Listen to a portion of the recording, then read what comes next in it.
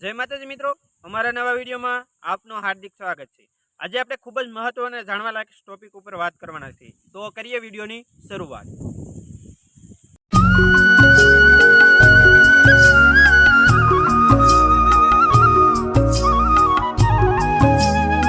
આજે આપણે શીખશું રાધે કૃષ્ણ સ્ટેટસ બનાવતા।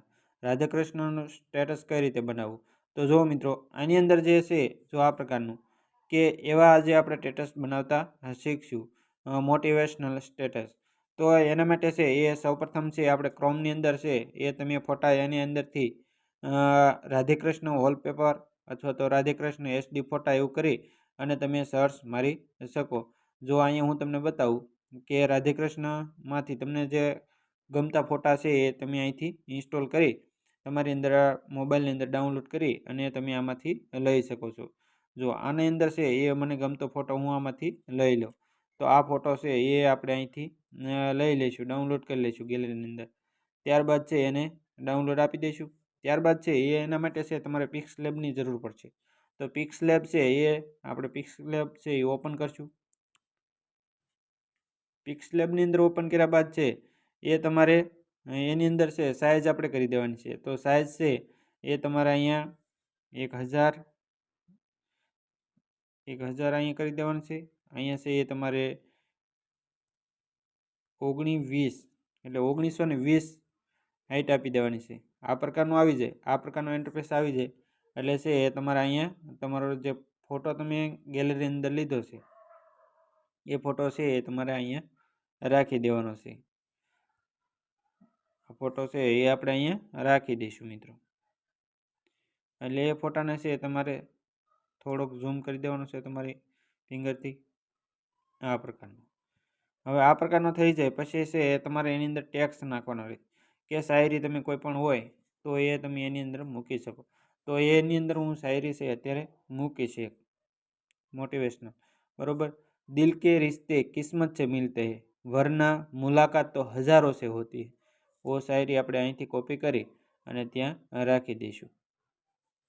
ત્યારબાદ છે એ કોપી જે કરી છે એ અને આપણે અહીંયા પેસ્ટ કરી દઈશું। આ પ્રકારની અહીંયા આવી જશે મિત્રો। હવે છે એની સાઇઝ છે, ફોન્ટની સાઇઝ છે એ આપણે થોડી વધારી દઈશું। આ પ્રકારની આવી ગઈ સ્ક્રીન।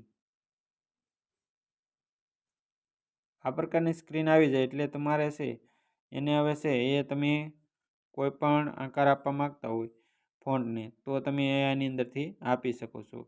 જો આકાર ના આપવો હોય અને તમારે એને જે કલર છે એ ફોન્ટને રાખી દેવો હોય તો આ પ્રકાર રાખી દેવાનું છે। ત્યારબાદ છે એને આપણે ફોટા ઉપર ક્લિક કરશું। ત્યારબાદ છે એના થોડોક એને ડાર્ક કરશું ફોટાને, જેથી કરી આપણો જે ફોન્ટ છે એ વધારે આપણી સમક્ષ વાંચી શકીએ એવી રીતે આવી જાય। આ પ્રકારનો બની જાય ત્યારબાદ છે એ તમારે છે એને સેવ આપી દેવાનું છે।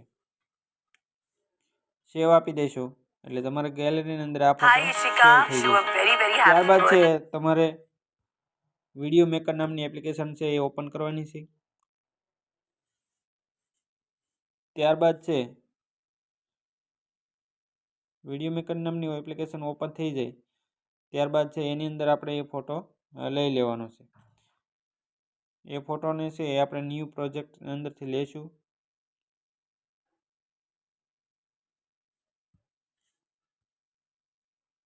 હવે શું કરવાનું છે તો કે આ છે એ આપણો વિડીયો તૈયાર થઈ જશે। એટલે હવે છે એને આપણે અહીંયા તમે આ ફોટો છે એની સાઇઝ છે એ આપણે 9.16 કરી દેવાની છે એનું માપ। ત્યારબાદ છે એને થોડોક છે આ પ્રકાર કરી દેવાનું છે, વાંચી શકાય। દિલ કે रिश्ते किस्मत से मिलते हैं, वरना मुलाकात तो हजारों से होती है। આ પ્રકારનું તમે સરળતાથી વાંચી શકો। હવે છે એ તમારે અહીંયા તમારે સ્ટેટસની અંદર છે એ સોંગ મૂકી દેવાનું છે મિત્રો। સોંગ છે એ તમારી ગેલેરીની અંદર પડ્યું હોય તો તમે ત્યાંથી લઈ અને આ મૂકી શકો છો, અથવા તો તમારે કોઈ ડાયરેક્ટ તમે ઇન્સ્ટામાં મૂકવા માંગતા હોય તો ઇન્સ્ટામાં ડાયરેક્ટ તમે તમારું સોંગ લઈ અને મૂકી શકો। આપણે અહીંયા આ મૂકશું.